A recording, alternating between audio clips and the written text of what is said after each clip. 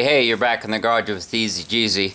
I want to make a quick video. This is a holiday weekend, beginning of the summer, and a friend of mine just asked me to advise him on buying some Weber carburetors that were on sale for $4.99. And this is a misconception that a lot of people have, and a lot of suppliers do this, one in particular.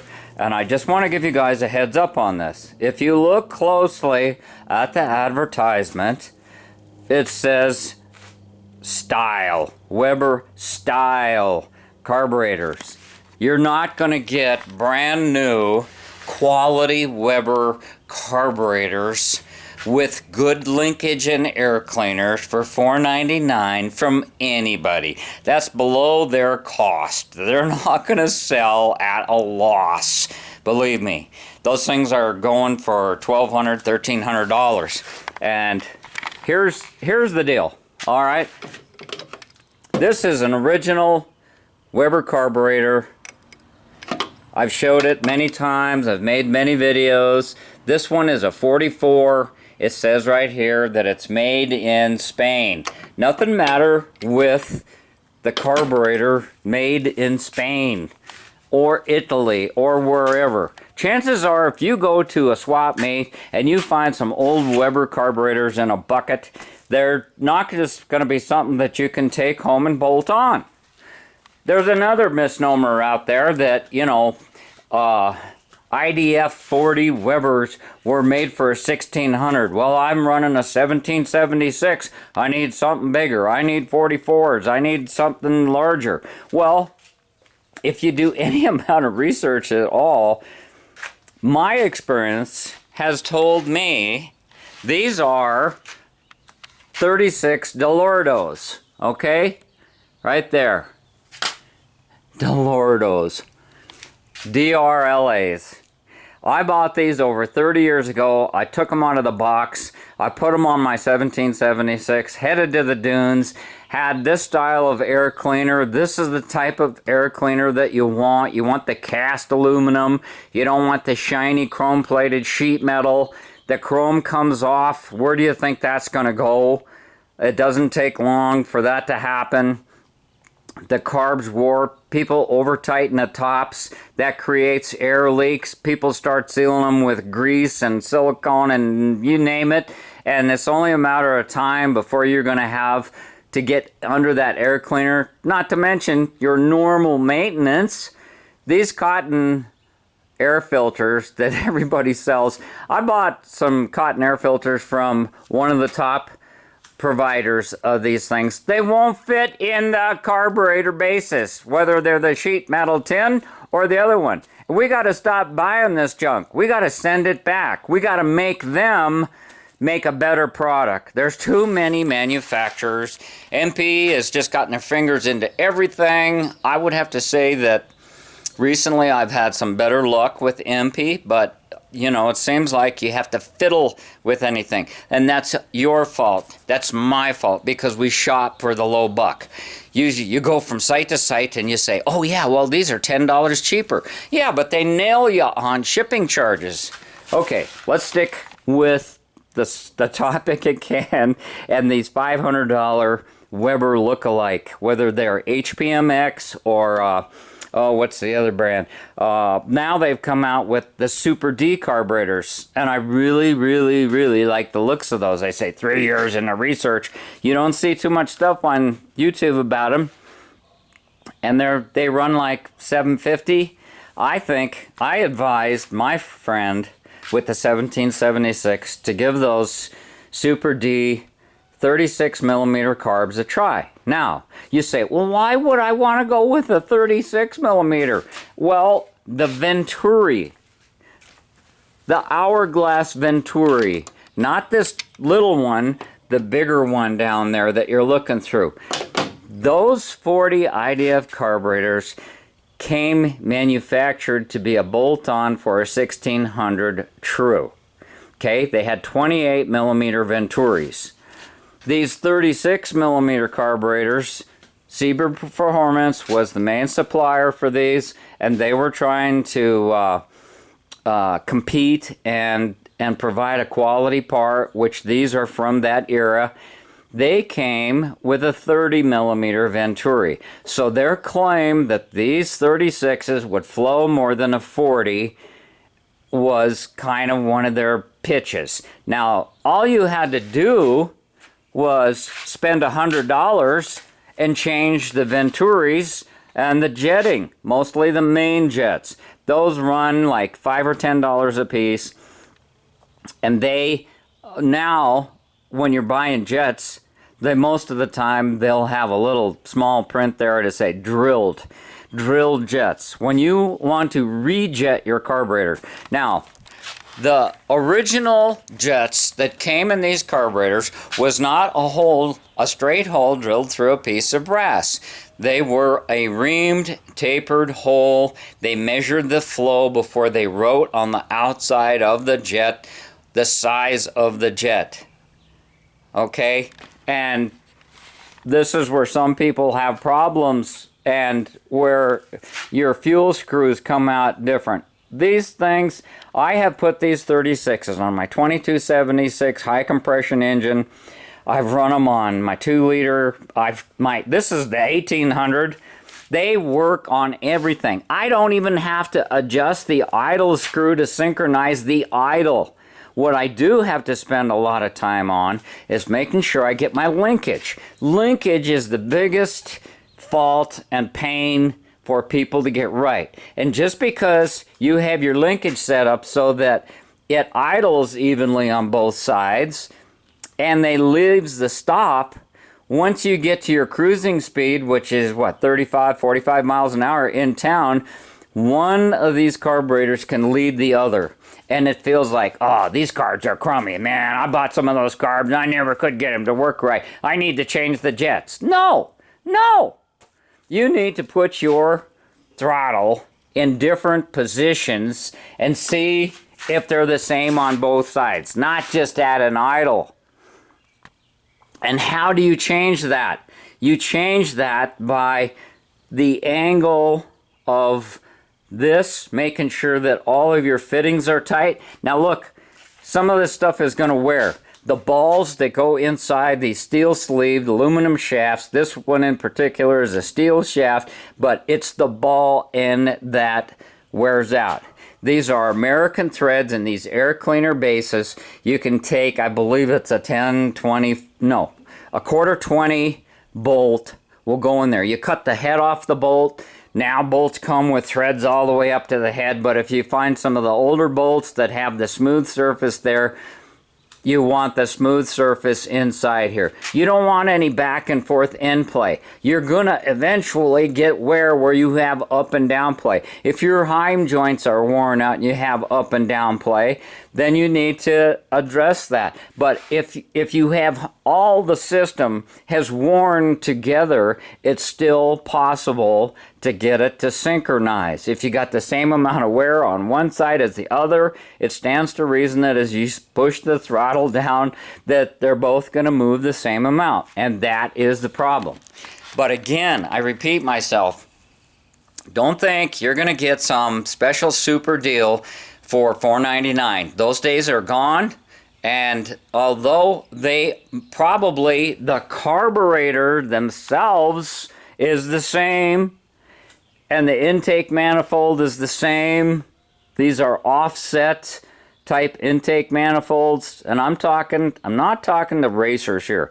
I'm talking to people that want to drive their cars rather than work on them. They don't want their carburetors screwing up when they got their nice clothes or they're halfway through a run with their Volkswagen Club. They're snapping and popping and everybody else stops to take a break and get out a sandwich, and you're over there with the hood up trying to figure out which one of your carburetors has got this clogged idle jet, and they're a bear to get to. When you put the bigger the engine with these dual carbs and the older the car, the harder it is to access them. Yeah, you can cut out your fender wells and engine compartments. You can put trap doors and all those sorts of things on there. Go ahead. But I stand where I know what works from 35 years of driving these things. I originally started out with them in a sand car, and back 35 years ago, you could pick up a running Volkswagen that was fairly decent. You could drive it back and forth to work for $100. People were just trying to get rid of them, get them off their property, and very little attention and love, and you could be driving that thing. Those days are gone. You're going to spend, if it's shiny, you're going to spend upwards of $6,000 for a running car. Originally, they cost like a little more than $2,000 right off the assembly line. Okay, so I just wanted to make this heads up on these carburetor deals and what you're paying for and what you think you're going to get. This guy that I'm talking to, this friend of mine, I don't know him that well yet, but he's got some 34 ICT Webers. Those are great carburetors if you have a mild cam and you're not revving the snot out of your engine all of the time. I had some on my very first car. I never had a clogged jet, and I know I had a lot of things that weren't right on it. They had cables. They had cables like a motorcycle to operate both carburetors. I rarely had them synchronized. When you're at wide open throttle, you don't notice it. When you're parked and idling, you don't notice the problem. Where all these carburetors let down is the person who's setting them up doesn't have them synced in the operating range, the RPM. Drive around. If you have a tachometer or a friend that has a car with a tachometer, listen for the sound of that engine at your normal driving speed, okay? That, my friend, is where you need your carburetors doing exactly the same thing on both sides. It's not a jetting issue, all right? People ask me all the time, oh, I've got this blah, blah, blah size engine, and it's like, I've got these 44 IDF carburetors. What jetting do I need? Listen. The jets that came in that carburetor are the right ones for that carburetor. You might have to go from a 50 idle jet to a 55 or 60, but the main jet, now we're not talking racers here.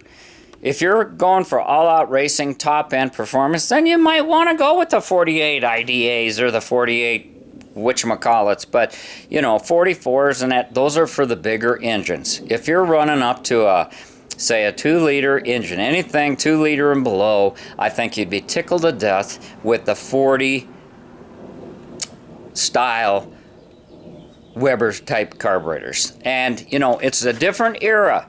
You know, when they first started making Super D carburetors and came out with them, guys on the Somber were beating them up saying, oh yeah, this isn't perfect, and the throttle plates, I had to realign those, and I had to do this and I had to do that. Well, if you're going to shop for bottom dollar, that's what you're going to get, and that's what you're going to have to do, and that's our own fault. And we need to step up and be willing to pay for quality, okay?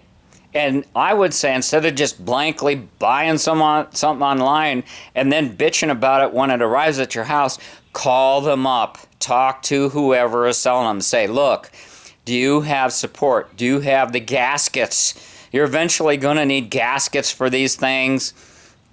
You're going to need quality replacement things, air cleaners, and so on and so forth.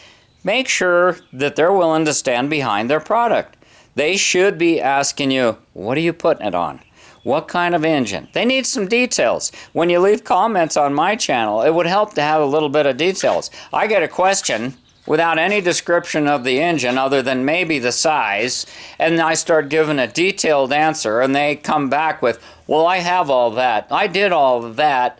And it's like, my engines is this way and that way, and I got this cam and this compression and that, you know, size. And it's like, well, it'd be helpful if you asked me that the first time.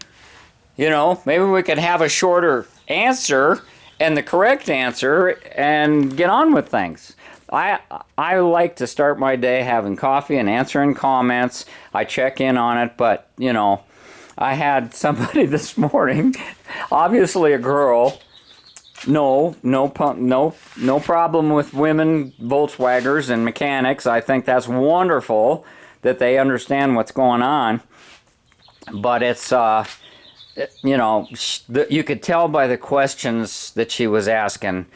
She had never cracked a book and really had zero experience. Maybe she inherited a car or inherited it. And another thing, as long as I'm ranting, I hate you guys that go out and you find some, you know, somebody inherited a car. Yeah, Grandpa died and he's got this old Volkswagen that he worked on in the garage and he loved that car and it hasn't been running in a long time. It may need a tune-up and somebody buys that thing and what do? They take it to a show. They take it where there's other Volkswagen people. And they sit there in their chair or they stand there with their arms crossed just gloating over the fact, yeah, isn't she a beauty? Yeah. And then the next thing they say is, you know how much I paid for it? Oh, I got this car for $2,000. And then you know what they do when they get home? Is they send a comment to old TheEZGZ and say, what size engine do I have? How can I tell what size engine that I have? Well, there's a few things that I'll tell you in future videos, but for right now, you know, you're just not going to be able to answer those people. You're going to have to be one of those doofuses to say, oh, I don't know, I bought it that way. And it's like, yeah, when something does go wrong, and it will, you're not going to know where to buy the parts, where the adjustments are, because it's not stock anymore. Somebody fiddled with it, you know? There's all across the last 30 years, I've seen the parts business change. They've had periods where the absolute junk. Take example points. I don't know who would be running points in anything. I have had to go to points. I have a set of points, but just as far as just ordering some points, they cost next to nothing and they're not aligned. They don't last. They're not made from the same materials. They are junk. We got to stop buying this stuff. I love you guys. Leave a comment down below if you've had some experiences with this. I got to post up and I'm heading to a yoga class, a morning yoga class. I love it. I live for it. I'm alive because of it. I'm doing good after my surgery because of yoga. You should think about it. Thanks for watching. Thanks for subbing. TheEZGZ out. Yeah. Get you some quality carburetors. Or be willing to spend extra money for aftermarket upgraded linkage and air cleaners, and it's going to end up costing you the same thing as if you would have just laid out the cash for the better quality product.